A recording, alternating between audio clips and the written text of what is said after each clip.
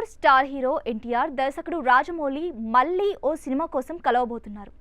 వీరిద్దరూ కలిసి ఒక బయోపిక్ ని తెరపైకి తీసుకురానున్నట్లు తెలుస్తోంది. ఈ మేరకు చర్చలు జరిపారని సోషల్ మీడియాలో పెద్ద ఎత్తున ప్రచారం జరుగుతోంది.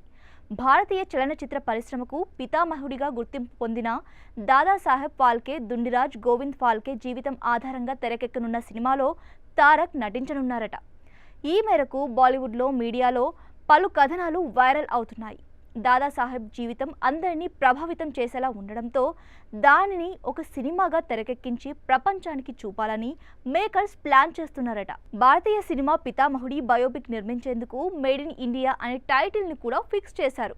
ఇందులో దాదాసాహెబ్ ఫాల్కే పాత్రలో జూనియర్ ఎన్టీఆర్ నటించబోతున్నట్లు సమాచారం.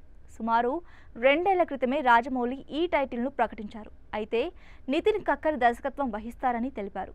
ఈ ప్రాజెక్టులో ఎన్టీఆర్ నటించనున్నట్లు బాలీవుడ్ మీడియాలో ప్రస్తుతం కథనాలు వస్తున్నాయి. దాదాసాహెబ్ ఫాల్కేను భారతీయ సినిమా పితామహుడిగా పిలుస్తారు. భారతీయ సినీ నిర్మాత, దర్శకుడు, స్క్రీన్ ప్లే రచయితగా పేరు పొందారు.